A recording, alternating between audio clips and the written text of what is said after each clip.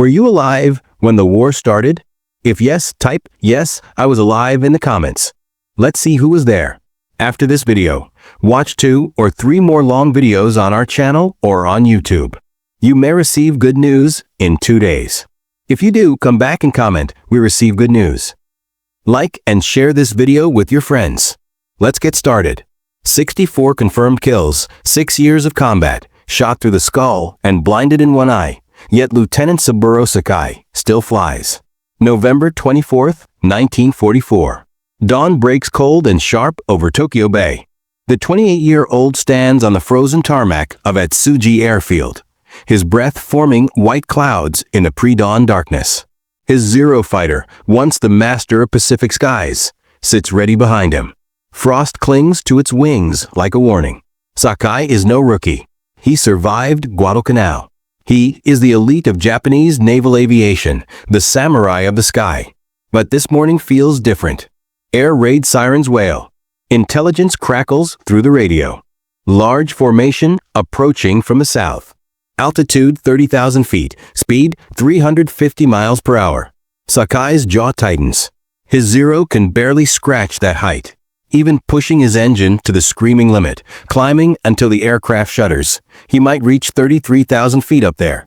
In air so thin he can barely breathe, his fighter becomes sluggish, unresponsive, while the enemy, silver glints catching the rising sun, moves freely.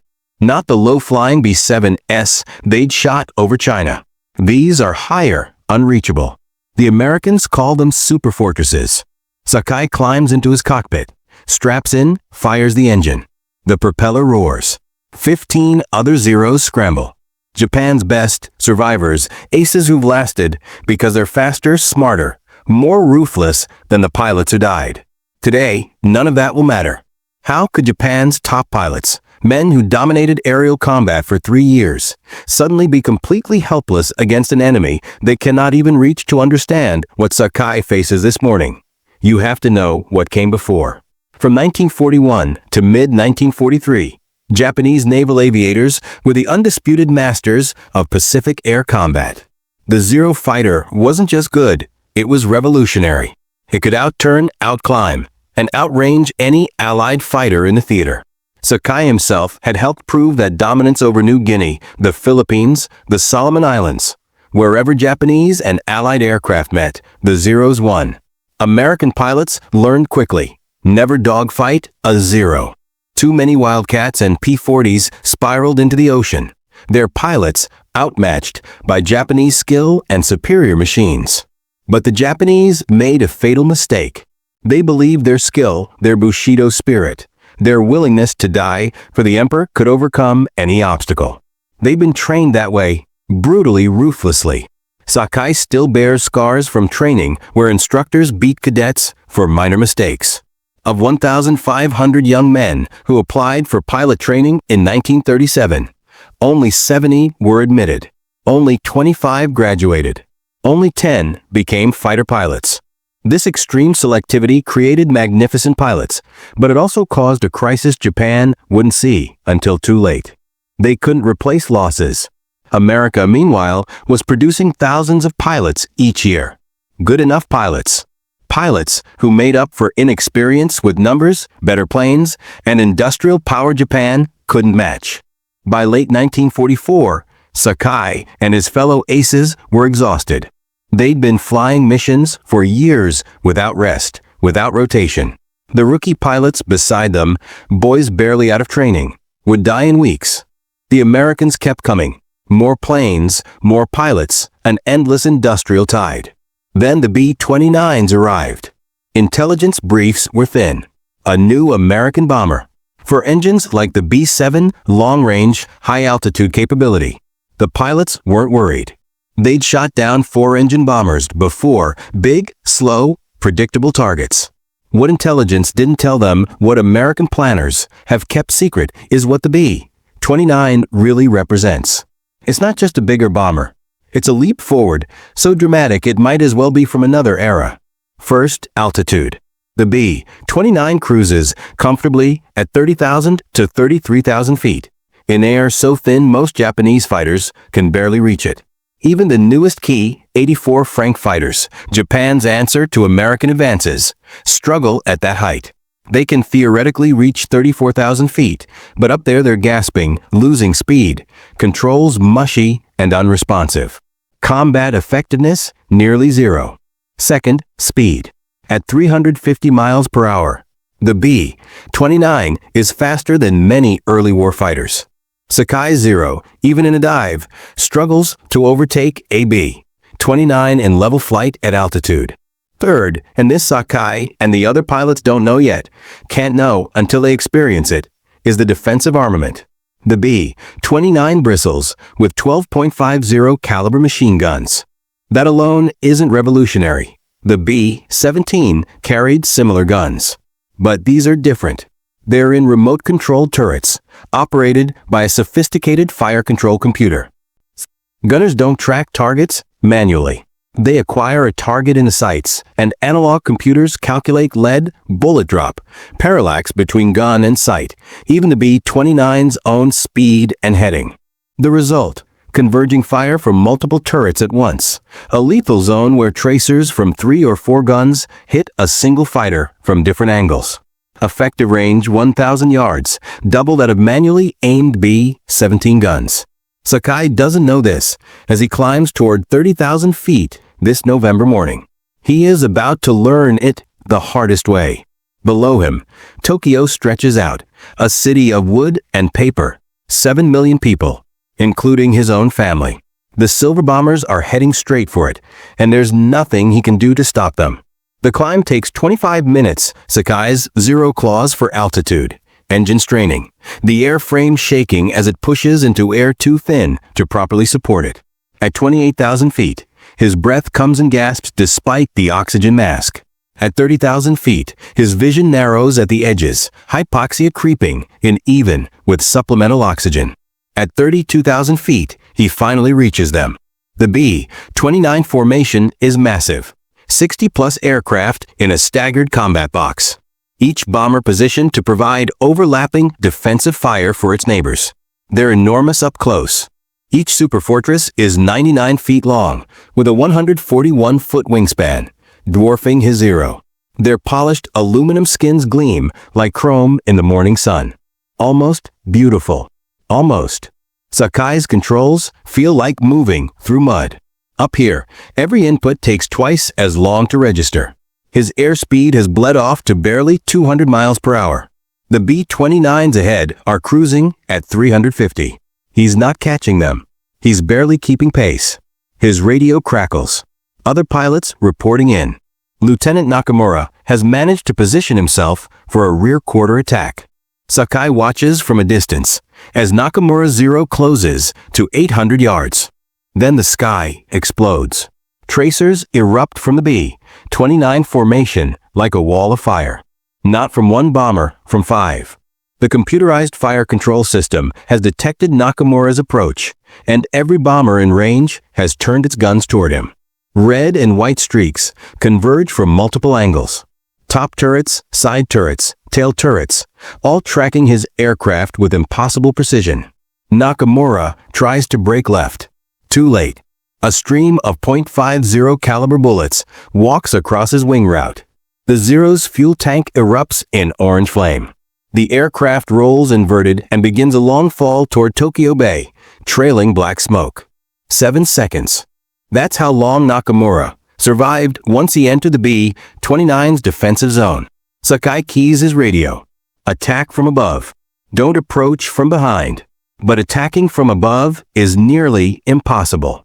His Zero can barely maintain altitude.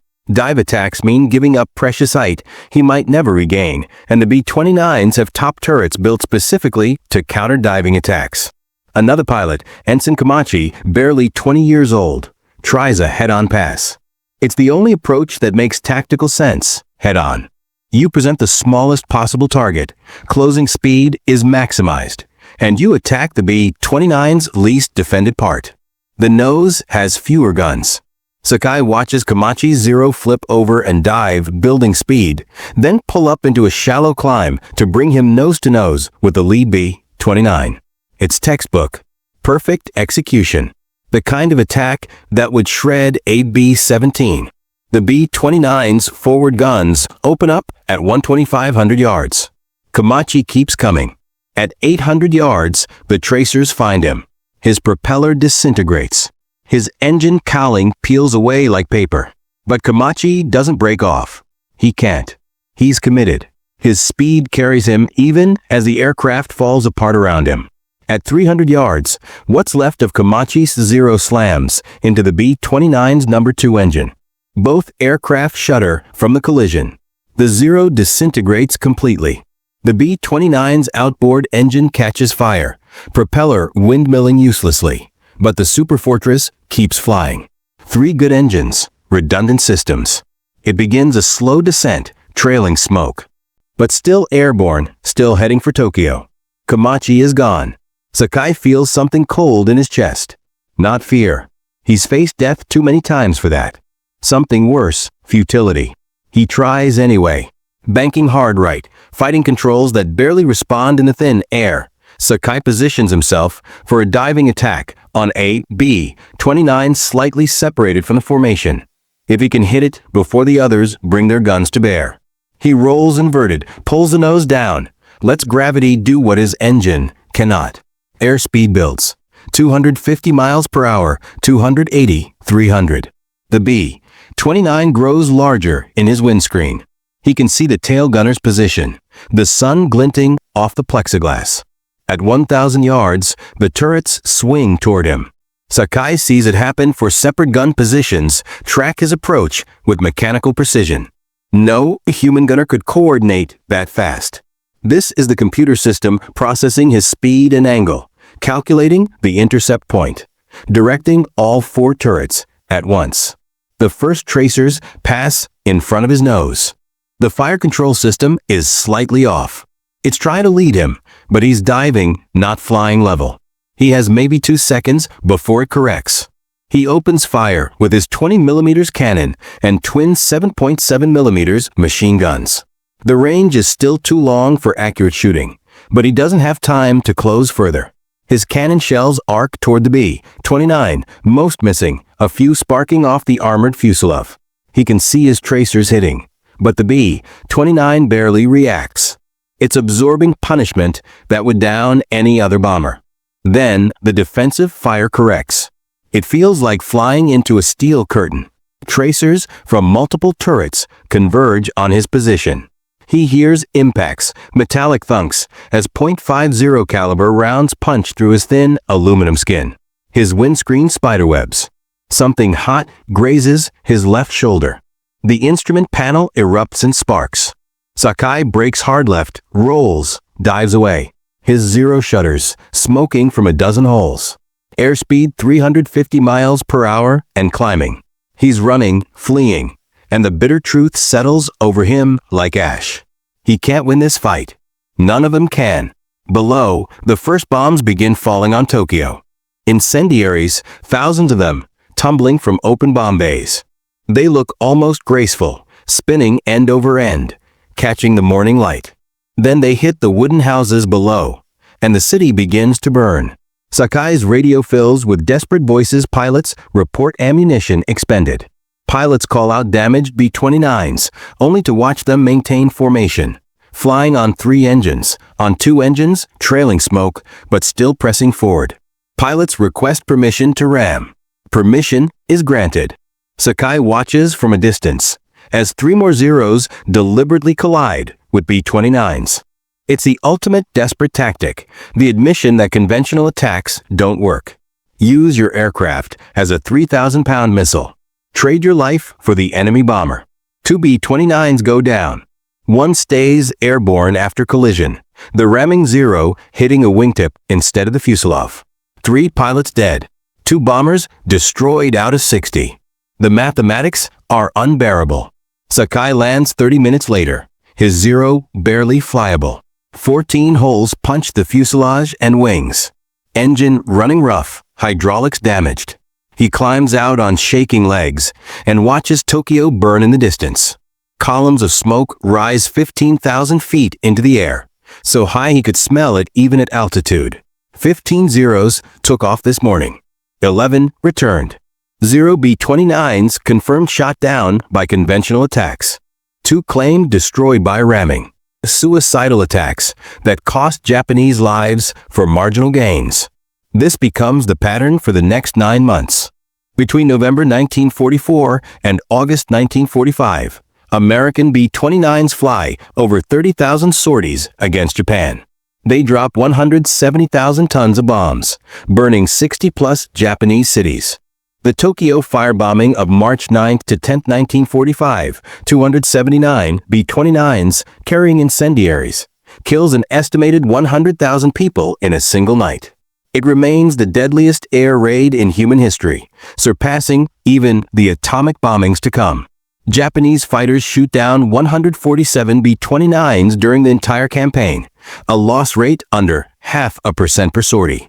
For comparison, B-17s over Germany face loss rates of 3 to 5%, 6 to 10 times higher. The B-29 proves nearly invulnerable, not because Japanese pilots lack courage or skill, but because the technological gap is too vast. Sakai flies until the very end. On August 17, 1945, 2 days after Japan's surrender, he scrambles one last time to intercept a lone American reconnaissance aircraft. A B-32 Dominator, another advanced bomber. Even after the war officially ends, even after the Emperor orders all forces to stand down, Sakai can't help himself. He has to try. He closes to gun range, opens fire, watches cannon shells spark off the enemy's armor.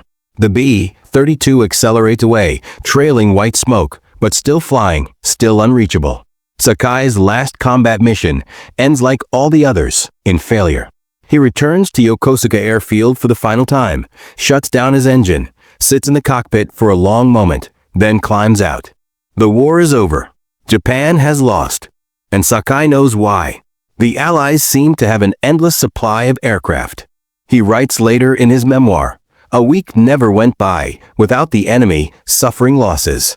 Yet their planes came by 2s and 3s, by the dozens." But it wasn't just numbers. It was generations of technology. While Japanese pilots fought with courage and skill honed to perfection, they fought yesterday's war with yesterday's weapons.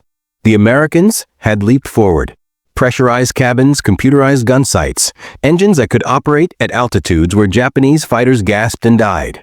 The B-29 wasn't just a better bomber.